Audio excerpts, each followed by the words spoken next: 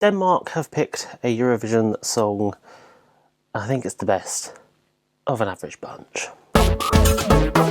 But before we begin, please subscribe. Make videos about all things Eurovision you'll love. So yes, indeed, on February 1st, Denmark's Melodi Grand Prix took place. Velkommen til Dansk Melodi Grand Prix 2025! They always put in so much effort for this show. It looks fantastic. There's a real buzz in the air. You can tell we're committed to making this a night to remember. Just look at Saba's Sand reprise. That was truly magical. Yes, we build a castle out of sand.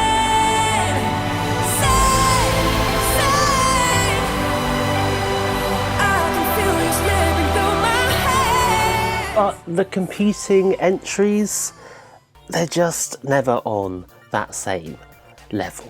And it's a real shame, honestly. I always want to see Denmark do well. But the choices they give us are usually just kind of mid. Take the super final format, for example. Første sang, der videre I finalen Hearing those top three songs within minutes of each other is just unnecessary. That and the arena was just way too big this year. That stage looked dwarfed by the massive crowd.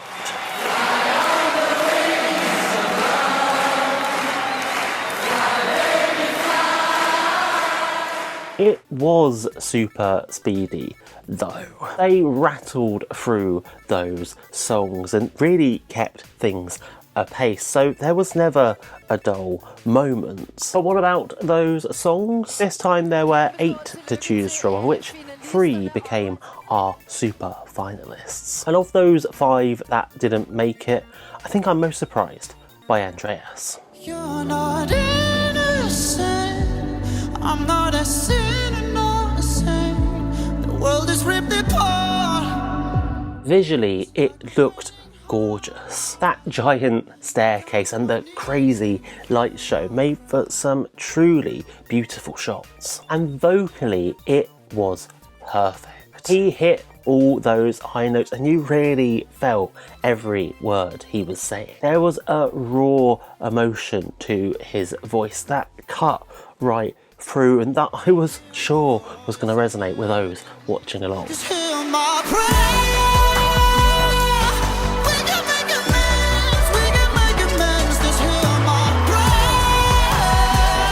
The rest, though, were honestly a bit of a mixed bag. Take Max, for example. This was really fun and peppy and just feel good. It feels like paradise, starlight in your eyes.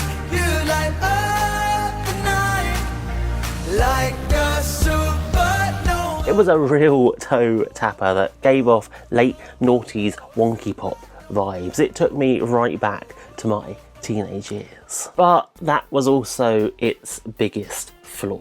It was super nostalgic, but it just wasn't very current. That and the performance was just a little flat. For such a high energy number, there just was not enough life to this one.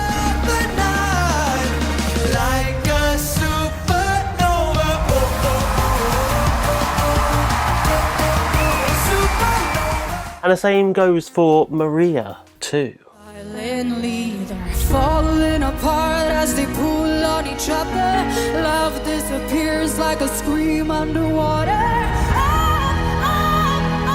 It was this really beautiful ballad and her voice was so pure with a real deep, gritty undertone. It felt a bit musical theatre, like a big emotional ballad for a West End show.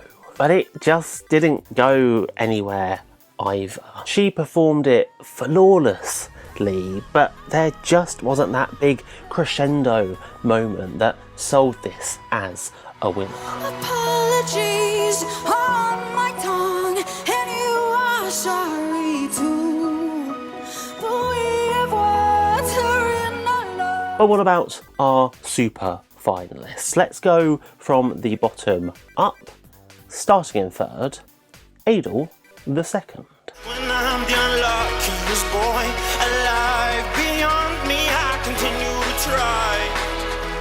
When I'm the unluckiest boy alive. This was just impeccably staged. Those dancers brought so much life and humour to this. There's a real edgy cockiness to this performance that matches the vibe of the song perfectly. He sounds very Sao Paulo or Minds of 99, that nasally tone that sounds almost otherworldly. And then you throw in all those awesome LED effects and it just elevates it to another level. This really did feel like one of the few Eurovision ready packages we saw on the night. Give me money, give me time, give me features so divine, give me hope, give me faith, the God that listens when I pray, give me clothes, give me house.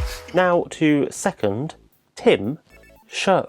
I wish I would have told him I'm proud of who you are. It's fine if you feel broken and stumble out of bars. This feels very Denmark does Eurovision, doesn't it? This would fit in right alongside Leonora or Saluna Samai. That country-influenced track with a big anthemic chorus and some truly emotive lyrics that you can't help but love. But he said numb and paralyzed, cause he's been taught the world decides what's hot, what's not, what's wrong, what's right, and he just wants to feel alive. As sweet as it was, though, it just didn't have that wow moment that I look for in a winner. It for sure was one of the stronger performances on the night, but it just never screamed runner-up to me. Which brings us to our winner, our number one, Denmark's pick for Eurovision 2025, Sisal.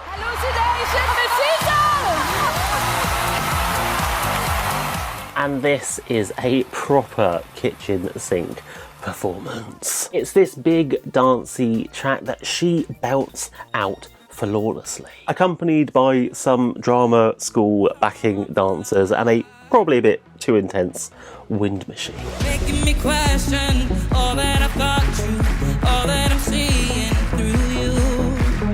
My vision's blurry, but I can see clearly. It feels like a real dance party up on that stage, and she is clearly having the time of her life.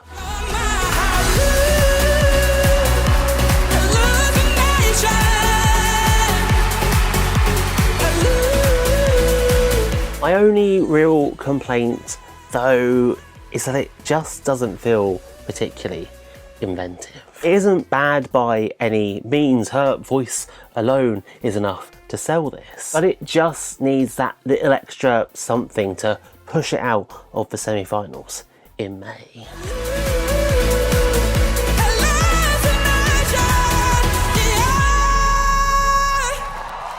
What about you, humble viewer? Who was your DMGP fave? Were you happy with the winner? Let me know down below in the comments. And please like and subscribe for more. Next time it's the turn of Sweden's Melfest. And spoiler alert, I am beside myself with the result. So make sure you stick around for that one. And to keep watching, click the links on screen now.